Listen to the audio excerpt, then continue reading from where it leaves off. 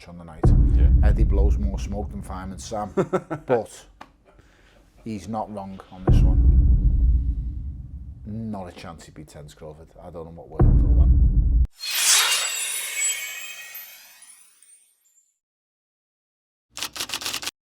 Right, welcome back to Sporting Talk and Fight Lens. It's our monthly catch-up with the bomber, Tony Bellew. Tony, remember our first ever interview? We were up in Liverpool. Yes, I do. The Rotunda, atmospheric in the gym, in the ring. We were sat there, weren't we? It's been a while. We need to get a green screen, the ring, Rotunda here. And put us in there. Yeah. But we're in a mystery location in London. Don't worry where we are. But anyway, Tony, you been well?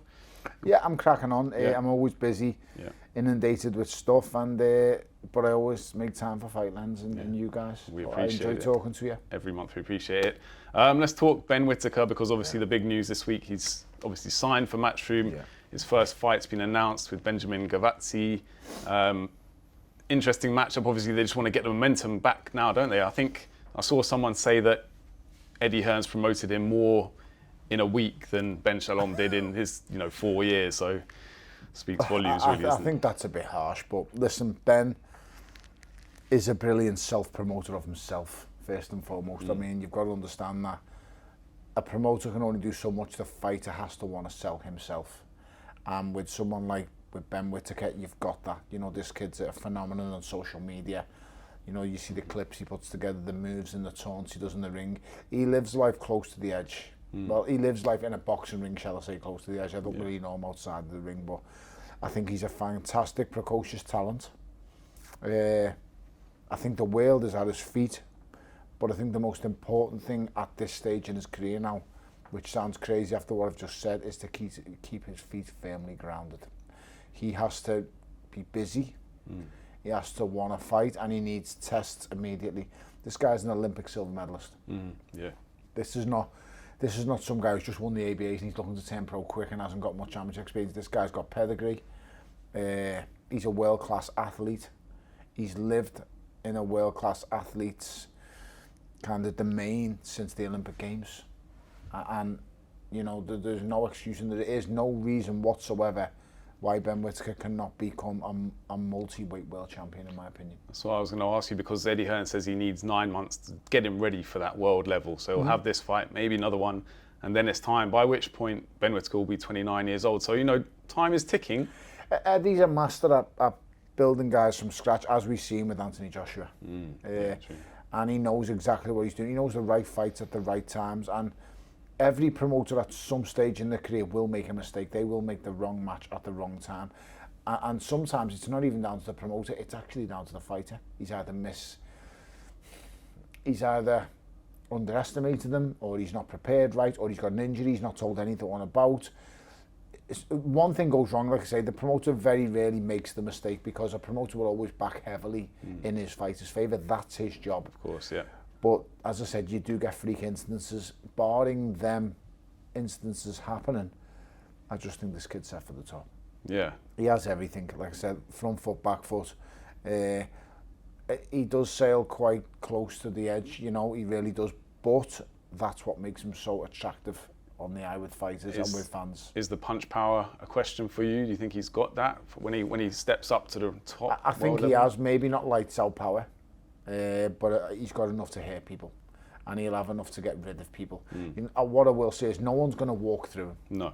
He's big enough and he's strong enough to not be walked through, and that's a massive factor. Eddie getting him at this age, you say he's about to turn 29? Yeah, he turns 29, I think, next summer. Okay, so he turns 28, so he's 28. He's got his man strength. No one's going to walk through him. You only worry with fighters. I always remember, one of the best amateurs this country's ever produced in Frankie Gavin. And when Frankie Gavin turns professional, he's possibly technically the best fighter one of the best fighters this country's ever produced. He was that good. Britain's still only ever world amateur champion. Yeah, amazing. A phenomenal fighter in the men's ranks, I must say. On that, a lady corrected me the other day about Savannah Marshall winning one and Nicola Adams winning one. Yeah. Frankie Gavin is still the only men's world amateur champion that we've had. The different thing with Frankie is such a master boxer, but when he turns professional, and I told him this, and I said, this is a completely different game, and he couldn't keep people off him. And I remember him going to a fight with Curtis Woodhouse, and he went life and death with Curtis Woodhouse, and he's miles ahead of him, and he's a far better fighter. But just by being able to absorb everything he can and get on your chest and in your face, it evens things up. Right. And that's a sad thing, but that's professional boxing for you. It's not just about the skill. True. It's an awful lot about the will in professional boxing. Yeah. Well, the Liam Cameron, the first fight, there were still question marks about him because of that, although he set the record straight in the rematch. Yeah, he did. So maybe that's been a kind of blip, but it's shown him... Still needs to be talked about. Yeah, of course, It's still a talking point in my opinion. And people, and he might not like me saying that. I'm very happy he went back and dealt with it. Yeah. Because I believe in, and I've said this various times with yourselves, all fighters, when they're in a really hard, close fight, should revisit a rematch. I've done it throughout my career, so I'm not trying to say something that I didn't do or want to do. People say, well, why didn't you rematch Alexander? You should have Donna Stevenson. I could no longer make weight for the Donna Stevenson. That's the first one. I would have happily revisited it at cruiserweight. When I became WBC cruiserweight champion, he's the first fight I'd asked for. And as for Alexander Usyk, what's the point in going in with someone's just better than you? So I had found out the hard way. No, can't say fair but any other fights I'd had that were close, the David Haye fight come under crazy circumstances. We all know why I gave him the immediate rematch. Over McKenzie first fight, I'm dropped twice heavily, once on my face. I give him a rematch, I dominate him and bamboozle him in the second fight. The Nathan Cleverly fight, first fight, razor thin, can go either way. I rematch him again, I beat him clearly. After him, there's the Isaac Chilemba rematch. I rematch him, I beat him quite clearly again. So I just think any fighter in a really close fight, revisit it. Revisit it and find out who is the better man. And to be fair to Ben Whittaker, he did do that. He did, The first fight will still leave questions over it because it didn't seem to be going his way. And I don't want to say he quit, because he didn't. You know, by all accounts, his corner took control that night, and they pulled him out more rather than he said the no. leg injury, and it was all a bit weird, wasn't it? It was all a bit weird. We'll never really know, I suppose. We won't ever know, but one thing we all do know is he took the rematch. Yeah, 100%. And he bamboozled him and blitzed him in that rematch. He set the record straight. So no one can say Ben Whittaker is afraid of a challenge. No one can say he bottled it. No one can say anything, because guess what? He revisited it. True. Will he feel any pressure to do some showboating? Because he'll be such a big favourite, you'd imagine, for this next fight. So the crowd, will he want to entertain him, or is he strictly going to be business now? I don't think it's going to be so much of will he want to entertain. So he'll just want to go in there and look good, get the job done. That's it. If a little bit of shenanigans and a little bit of dancing comes out mid-flow, or dodging with your chin in the air. If you're feeling good, I suppose, why not? Of course, fair play. If you're good enough, then pull it off, do what you want to do. I mean, it wasn't to my taste. I wanted to get rid of you as fast as I could. But it's each to their own. I mean, that's what made, in my opinion, Nassim Hamed, you know, the fighter he was. It was the showman tactics and the things that he'd done. And some fighters can get away with it. You know, remember Johnny Tapia? Amazing, you know, doing crazy things in a boxing ring. There's so many fighters over the years that we've seen. Hector Camacho, they do all kinds of crazy things. Is he one of them fighters? We're yet to find out. Can he get to the level that I've just named them names before? You know what I mean? Nassim Hamed, one of the greatest fighters this country's ever produced. Without a shadow of a doubt, the greatest showman this country's ever produced as a boxer. And then when I speak about the likes of, you know, Hector Camacho, Johnny Tapia, they're world-class level fighters. Does he belong with them? Time will tell. Yeah. Well, in the division he's in as well, he's got some serious names to get past, so we will see where it goes. But Dave Allen unfortunately came unstuck against the big, scary Russian Makhmudov. What do you think it went wrong on the night? Just kind of levels there, and just the stamina as well towards the end of the fight? Arslanbek Makhmudov, Dave basically answered the questions himself. Dave's response was after the fight, because I'm standing and I'm analysing the fight and everything. And my you were ringside, weren't you? Yeah, I'm ringside. My case before the fight was, I think Dave will absorb what Makhmudov has to offer for the first 4 or 5 rounds, then he should start turning the screw. And that looked to be the case from the outside looking in, but every time he got close, he couldn't turn the screw. Basically, I'd say turn the screw. In other words, he couldn't let his hands go. And it made sense when Dave was interviewed post-fight and he said, that's the hardest I've ever been hit. And then that gives you a certain situation, a scenario you get put in. And I don't want to sound too harsh, but this is just quite as simple as this is. I've fought people like that. And I refer back to myself, because I've been there where he is. I've been hit, and I remember getting hit of Ilunga Makabu, Goodison Park. And that's one of the hardest I've been hit. He snaps me nose on impact and he folds me like a deck chair in the first round. Now I've got a choice. I've studied this boy for the last 2 months. I know everything about him. I know every move he pulls. I can see it. And when I studied him, I knew I've got to get rid of him in the first 6 rounds because he only gets stronger as the fight goes on. He's not the biggest cruiserweight. I'm quite a big lump of cruiserweight. And I'm going to tire when he gets stronger. So I have to get rid of him in the first 6 rounds. I've got a time limit. Yeah. Now, I've just had my nose broke and I've been dropped on the floor heavily. I come out for round 2. Now, I'd be lying. I don't remember anything from round 2. I thought round 3 was round 2, but it weren't. So round 2's gone because of concussion in my mind. Mental. Round 3 comes, my wits are fully about me, my legs are fully back, and I've got a decision now. I can either move round, box round, dance, hope for an opportunity, and I can catch him and knock him out. Or the other choice was, which I chose, was you're going or I'm going. Right, bite down on the gum shield and now I've got to set a trap and I've got to follow through and I've got to go for the killing. Yeah. It's easy for me to, well, it's not easy for me to say because I've done it, but that's what Dave needed to do. And when Dave's response was in the interview, I couldn't let all these people down in this arena by getting knocked out. And I just thought, but Dave, you could also give these people some of the best nights of them and your best night of your career if you go for the knockout, because believe it or not, after 6 rounds, Makhmudov was tiring. And he was there for taking, but as Dave said, Dave's the one taking the shots. Dave felt them. That's true. But you've then got to go, am I willing to get knocked out here to win, or am I just happy to go to 12 rounds? And at the end of it, he was happy to do 12. I know he said he wasn't good enough. Dave Allen is good enough. I just don't believe Dave Allen believes in himself as much as he should. He doubted himself just at the end there, maybe, yeah. I just think, like I say, you get put in a situation and it's you or me. Yeah. And listen, not every fighter can do it. Not everyone's up to it. I get it. Right. The fact that he stayed in there for 12 shows he's brave enough. Of course, yeah. I think there's fine margins between lunatics, maniacs, world champions and normal fighters. I think it's a very, very fine line. Unfortunately for me, I come under that line of I'm a little bit, I've lost the plot a bit. Lunatic. And I've got a few screws loose. and so have loads of other people, I just admit it. But and I'm not proud of that in any way, shape or form, because I've got 4 kids.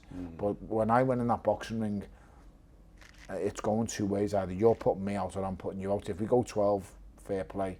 But I am trying to take your head off for every single second, and you better be willing to take mine off too. And I just think some fighters aren't accustomed to that way of life. Unfortunately for me, I was. Yeah. You think Dave Allen will change at the back? He kind of has changed his persona and the seriousness that he takes boxing. I think he was a far better prepared because he was in a lot better shape. I know he doesn't look, aesthetically on the eye, he doesn't look great, does he? He said he had a good camp and he was locked in. He was in better shape. He went 12 rounds. He calls himself the Doncaster De La Hoya. Yeah, love that. And listen, he's a lovely fella. I like Dave Allen, so I don't want to diminish him too much. I think he can win a British title without a shadow of a doubt. I think he's a far different fighter and a better fighter now than what he was when he was in the ring with Fraser Clark. And I think under Jamie Moore and Nigel Travis, I think he has a chance, and I think he really can win a British title outright. I think Fraser Clark is fighting for the British title, isn't he? Well, Fraser's fighting TKV, but I think, that's his name. I think he's injured now, so they're getting someone in to replace him. Yeah, I saw earlier today. We'll have to check the updates. Okay, well, a rematch with Dave Allen and Fraser, I think would be an ideal fight. Fraser's a really good fighter with an awful lot of pedigree. So with Dave not being the biggest puncher, it's a hard one. He's always going to be an hard fight. I just think the question needs to be asked to Dave, how much do you want it, Dave? Because you're in a division where you're going to get hurt if you don't want it. Well, this is it, yeah. And he'll be a kind of gatekeeper at that level. But I think Moses Itauma was, I think, who was it? One of the federations made him mandatory for Kubrat Pulev. Pulev ran in the opposite direction, I think, said, I don't know what anything to do with that. I would as well if I was him. Yeah, I think that might be a problem for Moses, like finding an actual opponent that's going to give him the rounds and what he needs. So people are scared of him. I think the thing, listen, no fighters are scared of each other. I think the biggest thing is the reward has to match the risk. Fair point, and when you're looking at it, I think the ideal name is going to be a big name. Well, not necessarily a big name, but it's someone who knows how to handle himself, got a good defence, shuts up shop quite well. Jermaine Franklin fits the bill in every kind of way. if they want to take a risk, which I believe it's not a risk, but if they want to take someone for credit and name, I just can't see past Andy Ruiz. I think it's the perfect fight for Moses. I think Moses bamboozles him. I think he beats him on points. I don't think he stops Andy Ruiz. Andy Ruiz got a rock solid chin. He's solid. Yeah. But I think they're the kind of names you want. Andy Ruiz is interesting. Someone I know bumped into him, I think, in Portugal. Said he's, raring to get back in the ring, but whether he's kind of ready to go. I just don't know whether they're going to... I think they'll look at maybe the AJ fight. Everyone's going to look at the AJ fight when it comes to Andy Ruiz and think he can spring a surprise. AJ's shown once again in the rematch. AJ's as brave as anything. When I talk about braveness in fighters, this boy always wants to revisit rematches. This guy always wants to fight the best. Signs to fight the best every single time. So, 100%. He's the standard to which he demands from heavyweights, of being brave and wanting to know and facing the best all the time, going into rematches.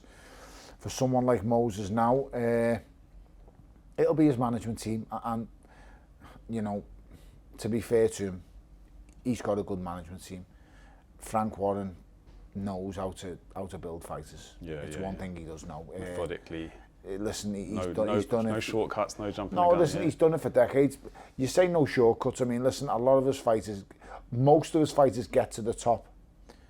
Very few stay there, because what he does is he builds them in a way that he builds them quite cleverly, really. You've got to look at when I say very few stay there, there's been so many fighters to the likes of your Gary Lockett's over the years, and you get thrown in with Kelly Pavlik. And you just go, okay, he was European level, he was a good fighter, but he was never world class, so he's never staying there. Right. The only one I think of who stayed there, well, there's two. There's Joe Calzaghe, but obviously eventually he left Frank, as they always do. And then there is Enzo Macronelli. Enzo stood the test of time and stayed with Frank from start to finish, but Enzo dropped up and down through the levels again. He went to being a world champion, then dropping down twice, going right back down through the levels, then coming up. So he's done it with a few, but that's the same with Dubois now, obviously world level now. Lost twice. That's the big thing for Daniel Dubois. It's a big question to me is, how much does Daniel Dubois want it? He's financially secure. He's earned an absolute fortune. Good on him. He deserves every penny he's earned. He's done fantastic. That's true.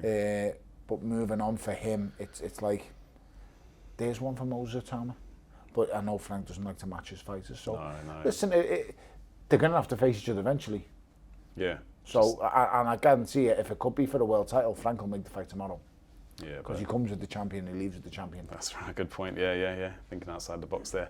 Someone we don't often mention on the channel, Anthony Yarde. He's fighting David Benavidez. Good fighter. Yeah, good fighter, but a tough fight for Anthony Yarde. It's a very, very hard fight. He couldn't have picked a tougher fight in the light heavyweight division outside of Bivol and Beterbiev.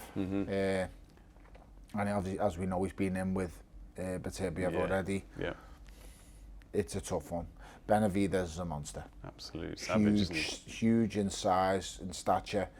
A work rate that's absolutely phenomenal. This will be I think this will be the quickest fighter with actual direct hand speed that Anthony Yarde's ever faced. Yeah, probably because right. Artur Beterbiev is a different kettle of fish to him, to Benavidez, and I say that because even though he's very, very good, Beterbiev is a monster. He's someone who looks and hunts you from the get-go. With someone like Benavidez, he breaks you down. His combination punching's frightening. His speed is frightening. Added to his huge size and stature, it's an awful lot for him to take on. So, listen, it'd be amazing if Anthony Yarde could get over the line, but I think that's a big, big ask. Yeah. There's some other good fights on that card as well. Sam Noakes. Yeah, he's on that card. Devin Haney against Brian Norman Jr. Bam Rodriguez is on it as well. So one to look forward to. Yeah, Bam's an unbelievable talent. Bam should be spoke about a lot more in the pound for pound list. Speaking of pound for pound, Jaron Ennis boots. Eddie Hearn's talking him up, saying he's future pound for pound. Is that Eddie blowing a bit of smoke, or do you believe there is the potential there for Boots to be top tier? Eddie blows more smoke than Fireman Sam, but he's not wrong on this one. No, fair play. I would, when it comes to Jaron Boots Ennis, phenomenal. I've said this for quite a while. Unbelievably good. Just needs the calibre of opponents stepped up. We've seen against Lima, 1 round blowout and destruction, but every top fighter needs a dance partner. He needs one, and he needs one ASAP. Yeah, so that's the problem. Step up the caliber. I can't understand why the Ortiz fight hasn't been made. I know Eddie wants to make it, and I don't know what the hold up is. I think he beats Virgil Ortiz, but Ortiz once again is another brilliant fighter. But that fight is a match made in heaven, in my opinion. Yeah, he's a tough one to pin down, I think, isn't he, Ortiz? I don't know what it is. Maybe it must be the money. I don't blame Ortiz for that one. I'm sure. I think it's down to boots, to be fair. But we'll soon find out. Yeah, we will find out. Turki Al-Sheikh said no more pay-per-views, didn't he? At one point, I think he's doing the subscription model, but. Conor Benn against Chris Eubank Jr. is going to be pay-per-view, as is... no more pay-per-views, here's a pay-per-view. Well, that's it, but I think they're doing like a premium subscription, so if you subscribe to that, but there's a few people that are a bit wound up on Twitter. I just think when you come out and make big statements like no more pay-per-view, you can't then, your next big event is a pay-per-view. You know, you've got to makes you look a bit... wait until the event's over, then tell them there's no more pay-per-view and go, this is the subscription. But I think people just jump the gun at times and get a little bit excited. Yeah. Listen, pay-per-view is always going to exist, purely because fights sometimes are just too big to make, and you need the extra funding. Fair it's point. that simple. Yeah. And the fighters, I listened to a debate on TalkSport yesterday, and they were going on about footballers shouldn't earn this much, shouldn't earn that much. Well, it's all relative. What they generate, they earn. And they pay tax on as well, don't you? Of course they pay tax on, but it's like, I was listening to the arguments and people talking, they were like, yeah, you can earn 300 grand a week. Well, that's because, guess what? He goes on a pitch and they generate that. Generates it, yeah. And if your business and your model can generate, it's like, no one talks about, Keanu Reeves signing up for 3 Matrix movies and getting 300 million. But everyone wants to talk about, Erling Haaland getting 500 grand a week. I just don't get it. Where does it stop? Where does it start? I don't know. But going back to pay-per-views as well, actually they haven't increased in cost that much, really. You go back 20 years. Compare our pay-per-views to the American pay-per-views. Yeah, more it's expensive. An absolute joke. I mean, $70. it used to be like $80 a pound to get the big fight. Mayweather fights were definitely $70, $80 or $60, whatever they were. But ours were buttons compared to when I've had American friends come over here. I've got family in America. When they come over here, they were like $19.99 for a fight. Wow, let's get it twice. It's a bargain. One for the bedroom, one for the living room. I'm telling you, but it's listen, Turki Al-Sheikh has been a game changer for boxing. He's been absolutely fantastic. No one can say a bad word. I've got one bad word to say. Go on. Well, now we don't get Eddie Hearn and Frank Warren going at each other like we used to. That used to be gold dust, didn't it? I'm sure they'll pick up where they left off because that generates sales. So believe you me, they will find that rivalry again because it works for both of them. That's it. That's true. But when it comes to Turki Al-Sheikh, yes, he brought them together. He was the creator of all of this. But I just think he's been such a fresh light for boxing. Like I said before, I've said it before. We've seen fights that we never would have seen as well.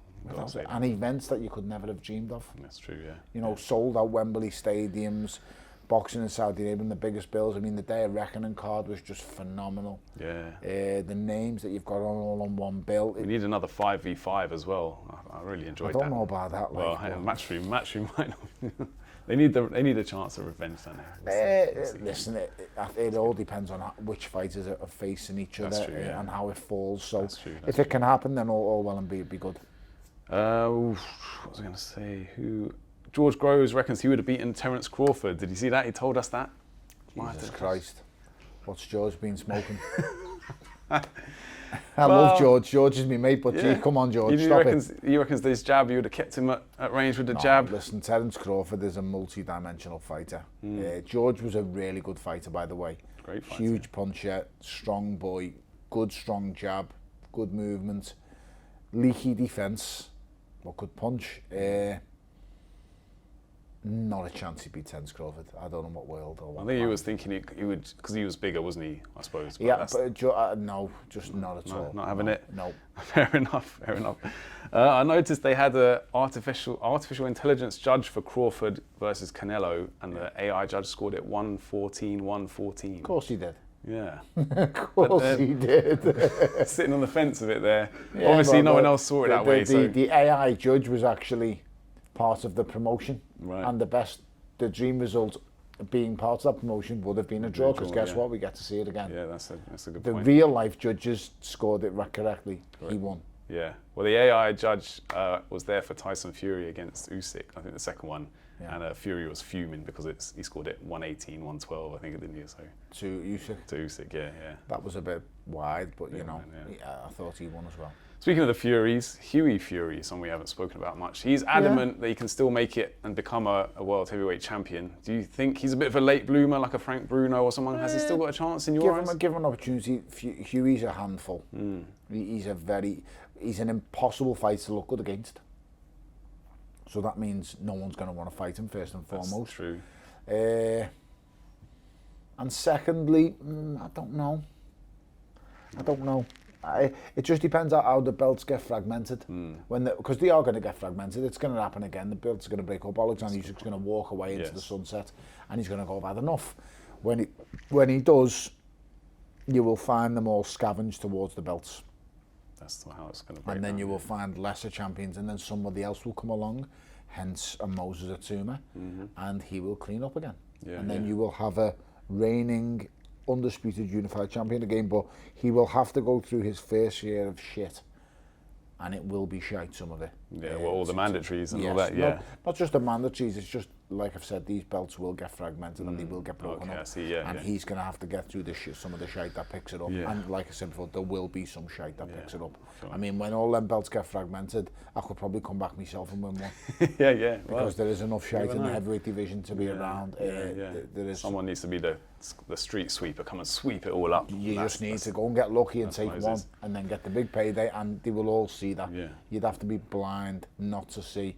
You get yourself a version of the heavyweight title, you're going to make a right few quid. 100%. And as you can see, you've got fellas knocking around already claiming to be heavyweight champions with a WBA regular title. Absolutely regular pathetic. Title. I mean, I was going to go and pick a belt up from Next before, and that was worth more than the WBA regular.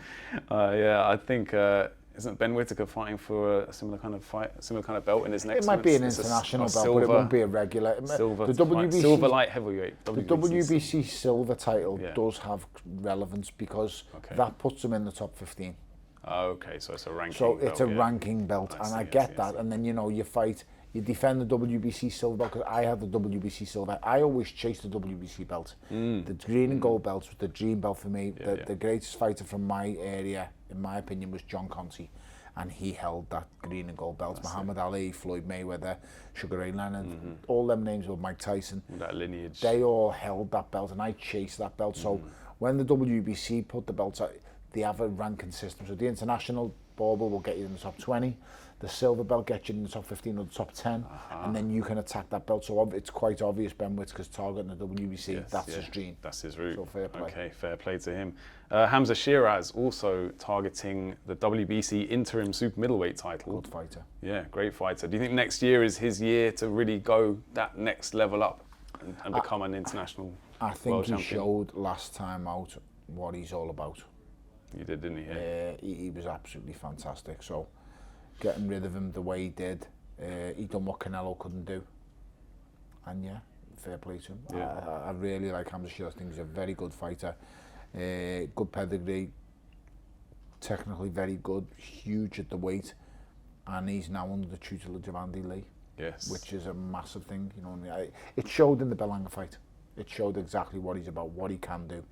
His strengths, his weaknesses, and Andy Lee will accept that. But ultimately, right now, Hamzah Sheeraz is going from strength to strength. Yeah, he's going places for sure. Who's your biggest ever boxing underachiever? Because Frank Warren named Tony Collins. I don't know if the name Tony Collins rings a bell. Yeah, I do know. Yeah, won 7 national titles, never lost a fight during a glittering junior amateur career, but then just went off the rails in his pro career. Listen, there's loads. I've lost count. Yeah. John Lyon won 7 ABA titles from Wigan. So there's countless ones. Yeah, it's hard the to biggest underachieving talent I have ever witnessed and seen. Frankie Gavin's one of them, Jess, but the one with that, the first name that comes to mind when you've just mentioned that phrase is Joseph Selkirk. I have never seen anyone as talented as him, ever, in my whole entire life.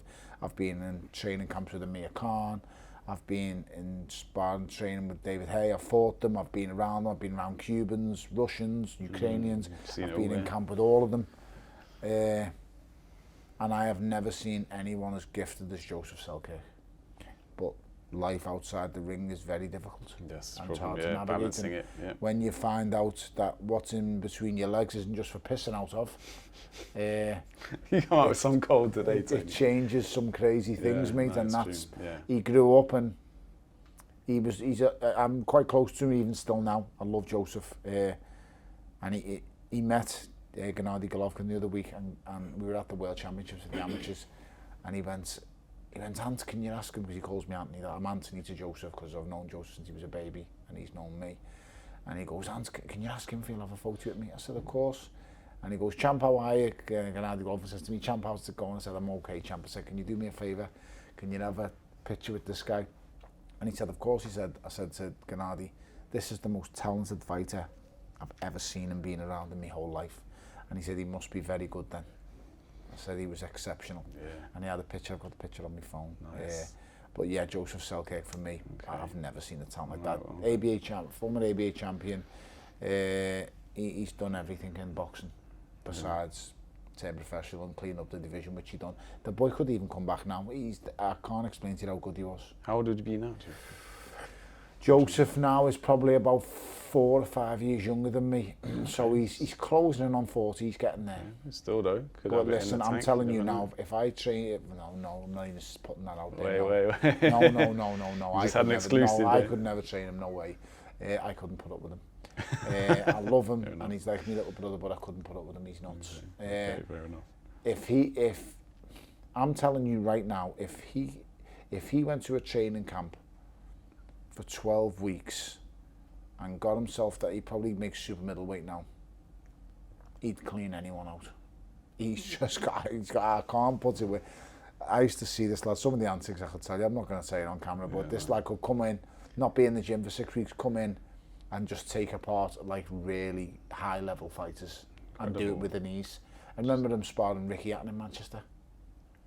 Before he fought, is it Kelson Pinto? Pinto he fought. Oh yeah. And Selkirk was sparring Rick, and for 6 rounds you was just like, wow.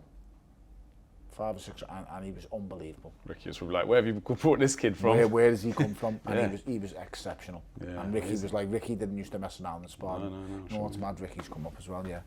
So yeah, he was unbelievable. Amazing. Well, from someone who's just had that natural gifted talent to maybe someone who's had to graft at it more, Fabio Wardley, yes, it's a 7-1 shot to stop Joe Parker. And rightly so. You think there's no stopping Joe Parker, even with the dynamite that Fabio has in his right hand? I think he does have a puncher's chance. I just think this is a very hard fight for Fabio. Yeah, for You're sure. asking him to jump 3 levels in one night. Not 1 or 2 levels, 3 levels. Because he's not really, he's bypassed, you know, I know he's won the British title and I know that he was doing well there, but he had 1 fight, was it, to win the British title against Fraser Clark? Fraser Clark, yeah. He went life and death with him. Yeah. Was it the first one? He went life and death with him the first one. Yeah. He lands the big punch in the rematch. He bypasses European level, and now he's in at deep waters at world level. This isn't like just this isn't like a contender fight. This is top tier. This is the top tier. Joseph Parker, you've seen the victories that he has and the names on the resume. Yeah, it's true. Deontay Wilder, Zhilei Zhang. He's been in with everyone and anyone. The only person missing off his hit list is Tyson Fury. He's been in with and Alexander Usyk. He's been in with anyone and everyone. The Martin Bakoli destruction. What happened with the Joe Joyce fight then? What do you think went wrong for him that night? I just think that's when Joe Joyce still had his durability. I'll tell you right now, Joe Joyce would have beat everyone, bar Alexander Usyk when he had that durability. Well, he beat Dubois, to be because fair, he would have outlasted everyone. Joe Joyce was the most destructive heavyweight in the world when he had that durability. But I said it before it happened. I said, I'm telling you now, it's gonna fall. And when he gets done for the first time, he'll never be the same again. And I told anyone who'd listen. You're right. And it happened once, bang, it's gone. Yeah. And he can't absorb it. Like you've seen that when he fought Chisora dropped him. And he's just an accident waiting to happen. I really worry about Joe Joyce. I don't think he's got a fight lined up, has he? So Hopefully not. maybe he's taking his time with that to maybe think about things. So your prediction is Joseph Parker. I do think I know both, and I get on with both. Really fond of both guys, but I think Joseph Parker will be too much on the night. Yeah. Don't get me wrong, I did say before, of course Fabio has a puncher's chance, but believe you me, he won't be winning at any stage in that fight if he does land the big punch. Well, that's against Justice Honey, it was kind of like that. He'll be losing round after round because Joseph Parker just knows that little bit too much and is that little bit too savvy, in my opinion. And I think it'll be a points victory, possibly even a late stoppage for Joseph Parker, because he punches harder than people think as well, Joseph Parker. I think that's next weekend, that fight, isn't it? So coming very soon. Good fighter. Mike Tyson and Floyd Mayweather, the contracts are signed. It's going to happen. I can't remember if we spoke about this, but it's taken a lot of people by surprise. By your reaction there, you're not too I pleased. Don't believe it'll happen. No. I just can't, I in no world can I get me head fathom it out. I can't. This is Jake Paul's fault somehow, isn't it? It's not. I mean, he's probably. He started this kind of trend. He's probably a promoter, no matter what. I don't know in what world or what universe this can look normal. Because I'm thinking about them two of them in the ring together, and I'm just like, what's going on here? At what point is someone going to go? Is this like nuts? Is this dangerous? I mean, is this? He's a granddad. He's been retired. I mean, I don't know. It's nuts. Yeah, weird one. If you had to pick a face of British boxing right now, put them on the front of Ring magazine, say who's the current face? Because we've had faces. I mean, they will have future faces. Still Anthony Joshua. Still AJ for you, yeah. Without a shadow of a doubt. Who's a bigger face? Who's a more popular name in Great Britain? No, fair point. I just don't even think anyone comes close. Well, it's Fury or Joshua, but I just think AJ's faces are not. Olympic gold medalist, crossover star. Yeah, still massive. Huge draw, huge name. The face of so many. I mean, I fucking go out my house and I see his face everywhere. So, face of Hugo Boss, face of Lucas Aid, face of Under Armour. There's just so many different things. I'm fair play to him. He's not what he does. I just want to see him back in the ring. Well, I was going to say, what about AJ and Makhmudov? Is that a good matchup for you? You'll knock Makhmudov clean out. You can't miss him. No, he's a big guy. And he actually makes himself smaller the way he stands. His width of his legs are so wide. Like, this guy's huge, yet every second he was fighting Dave Allen, he was the same height as him. No one pays attention and looks at the small details. I saw someone did have a go at you on Twitter for saying he's a world-class operator, Makhmudov. No, he's not. And I don't think I said he's a world-class operator. Maybe they missaid. These fellas are absolutely fantastic on Twitter. Yeah. He is not a world-class operator. I need to stop checking Twitter myself. I think... Good performance, but you think AJ cleans him out easy? I think AJ knocks him absolutely spark out, and I think he's a good fighter, but I think he's one-dimensional. I think he's so easy to hit, and I think Ajit Kabayel showed us exactly what you need to do. Punished him. Now, Ajit Kabayel is a world-class fighter. Yeah, you got to say. He's not a world champion, but he's a world-class fighter. The way he takes people apart, he is exceptionally good. And I watched him against Eric Chisora in Monaco when I was there working, unfortunately. And he was just a level above that night. So I don't think for 1 second Makhmudov's world class. I just think he's a fringe European level fighter.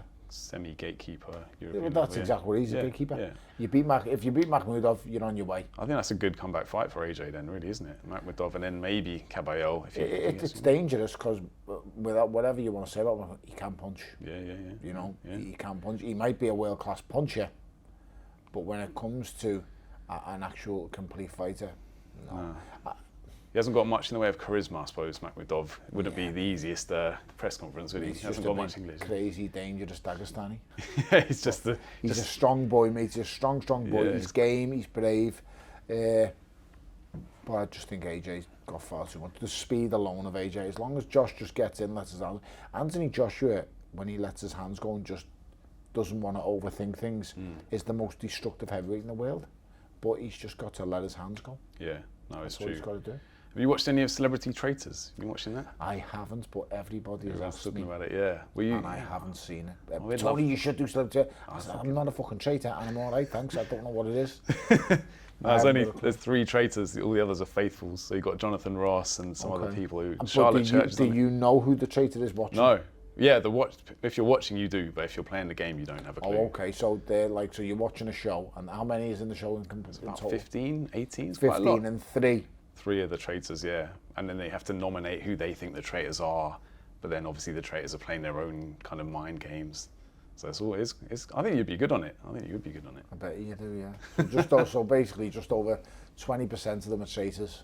No, yeah, well, yeah. But then they can recruit others traitors into the kind of traitor. I haven't watched that much of it, but it is quite compelling. I've heard loads, and people stop me when I'm out on the street, which isn't very often, and just say, "Have you seen that traitor?" And I'm like, "Nope, not at all. You'd be great on that. You should have a go." And I'm like, "Nope, I'm all right, thanks."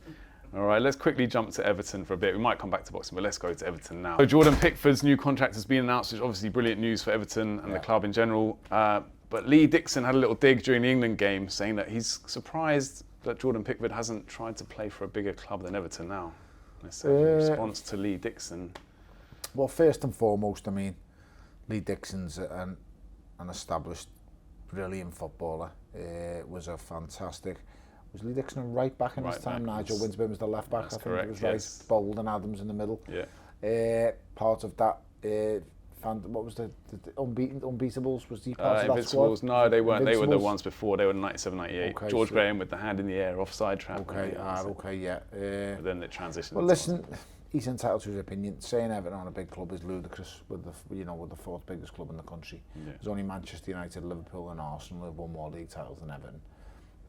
Facts. Never been pushed out of the top division. Brand new stadium to build. We're now building, and I think Jordan Pickford knows just how important and how vital he is to Everton Football Club. He feels at home there. That's it. Diamond of a lad. England's #1, more clean sheets than all the others before. Well, not more clean sheets than all the others, but longest amount of clean sheets in one goal. Only Peter Shilton has got more caps than him now, isn't it? 8 hours of football. Yeah, that's it. Yeah. Setting records. The other day. He's setting records all over the place. So I just think for Lee Dixon, mind your business and leave Everton alone. Everton are a big enough club. And pick on someone your own size, Lee. You'll struggle finding someone, but pick on someone your own size. Fair point. And following on from that, do you think Jordan gets the credit he deserves nationally? No, underrated, isn't he? Yeah. No, he does not get the credit he deserves. People are all well and good having a go at Jordan Pickford, and they just don't give him the recognition he deserves. The amount of clean sheets he's had, without a shadow of a doubt, Everton Football Club would have been relegated in 2 seasons had he not been the goalkeeper. He's being the backbone for that defence, isn't he? He is massive. He's massive to us. He's a bit nuts, I agree. And I know the lad personally. He's a diamond. He's a good lad. But we'd been relegated. If it wasn't Jordan Pickford, Everton would be down. He does get in a bit of bother when he goes back to Sunderland sometimes, doesn't he? Maybe just you know what, mate? Stay in Liverpool, Jordan. He's so proud of where he's from. Of course. And he's a megastar. He's probably one of the greatest footballers to ever come out of Sunderland, if not the best. By the time he's finished, trust me, he probably will be the best. Yeah. But we've just got to try and get a couple of trophies to his name now. That's it. Well, okay, final question about Everton. With just one Premier League goal between them so far this season, Beto and Tieno Barry, what would you do to try and get Everton strikers scoring a bit more freely? I just think we need a couple of goals to go in for them, to be honest. And once a couple go in, a half-full will follow. We've seen last season, towards the end of last season, Beto was given his chance, and once one goes in, he went on a run, scoring against the likes of Liverpool. His quality, it's not for the want of trying. He works so hard, and so does Tieno Barry. They are pushing it. It's not like these guys are standing up top of the pitch and not moving. Not asking for the ball, not wanting the ball. That's true, yeah. These guys are running here, there, and everywhere. They're trying the best. They're working their socks off. They are trying. It's just going to need that little moment to stay composed in front of goal and finish your chances. And it will click eventually. I believe it will. Would you be tempted to bring Jack Grealish off the left and play him behind them in a 10 or? Possibly. Yeah. Jack can create from wherever he is on the pitch. Right, left, centre. Yeah. His confidence it's just is growing, down to, mate, he's a fantastic, phenomenal footballer. It's now just down to the boys to have that little bit of composure in them split seconds. And that's all it's down to, hundredths of a second. When you're in front of goal, the keeper's running at you, it's that moment to go, right, slow everything down, I'm going to dink it over his body.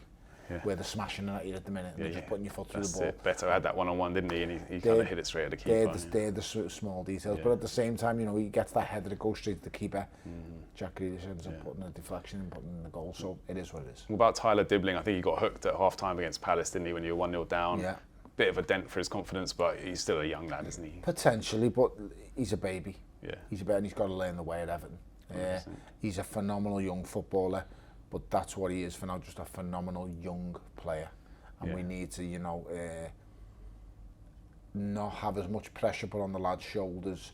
He's not carrying, you know, this isn't a team fighting for survival. This isn't a team in a relegation fight. This is a team aiming towards mid-table, aiming towards Europe, and that's the kind of team you want a youngster with serious talent like him to be in. Yeah. You know, Keenan Dewsbury's been a fantastic signing since he's come to the club. The link-up play between him and Jack Grealish has been phenomenal. True. An unsung hero is James Garner. Absolute phenomenal footballer. Is he a right back? He's been everywhere. Yeah. He's been all over the pot, right back, left back, central midfield, defensive midfield. He's been so important to us. So James Garner has been a shining light for Everton. Idrissa Gana Gueye, another brilliant football player, legs all over the park. There's so many unsung heroes amongst the lads in the squad. James Tarkowski, since he's come to the club, has been absolutely phenomenal. Signing that new contract, massive. Getting Jared Branthwaite under contract, getting Jordan Pickford under contract. These are massive things, and this lets me further know that the Freakton group that are now in charge of Everton Football Club are a serious They mean business, don't they? And they are not messing around. They are not letting players go on the cheap. They are not going to let players run out of contract. These are proper businessmen who know how to run a football club and how to run a business. So bringing back the gaffer was a masterstroke. David Moyes at the helm. Keeping Jared Branthwaite there. I bet he's glad he didn't go to Man United, isn't he? Listen, we're over the moon to keep him, and we've got a squad now. We've got a spine to build on. We've just, you know, the forward line, we are thin up top, and we do need a finisher. But these lads could be the finishers that we need if they just get given the correct amount of time. And I say these lads who look like lads who need their arm around them. They're not going to be lads, hey you, get a fucking grip. These are lads who put their arm around them, bit of cajoling, it's going to be all right, we're going to work on it, you're going to get there. Them kind of lads. And I think you got a lot more of that in football now. Long gone are the days of we're barbarians, we run on, we kick fuck out of everyone, and we go for a pint of bevy after it. Yes. Them days are long gone. These it's a bit guys more HR nowadays, isn't it? Yeah. But amazing athletes, unbelievably quick. It's the fine margins at these stages of the career, and it's just the fine margins that's stopping them getting serious goals, and the boys going on to have success. That's it. Now, I was going to talk about something a little bit more serious, but just briefly, obviously there's been a lot of anger and kind of disparity in the country recently. We've seen the attack on the synagogue in Manchester, sadly, tragically. Do you think sport, and especially boxing, can unite people and just bring people together and stop this kind of madness that's going on? Well, I would hope so. As we've seen with the Olympic Games and sport, we can see what it can bring people together. Yeah. So, you know, the Olympic Games in London was one of the best periods in London's history. All the Olympic Games, we forget about what's going on outside of the world and the wars and the nonsense that's going on. And the world is a peaceful and harmonious place from the Olympic Games. On every nation, every country, every religion is at them Olympic Games. So it shows it can be done. We just need to, you know, put that into day-to-day life, really. Yeah, it's difficult. Gary Neville made a video a couple of weeks ago which seemed to rile people up, even I think he was trying to, I'm not sure what he was trying to do, but do you think ex-players and pundits should be getting involved like that, or they should, because you've had your say as well? I think everyone's entitled to an opinion. I haven't even seen the video, if I'm being totally honest. I don't know. I've heard about it, but I don't really know. Fair enough. Gary Neville's a level-headed fella. He's pretty smart with some of the stuff that he says, but I don't know what he said, I don't know what's been gone on, so I couldn't comment on it. But as I said before,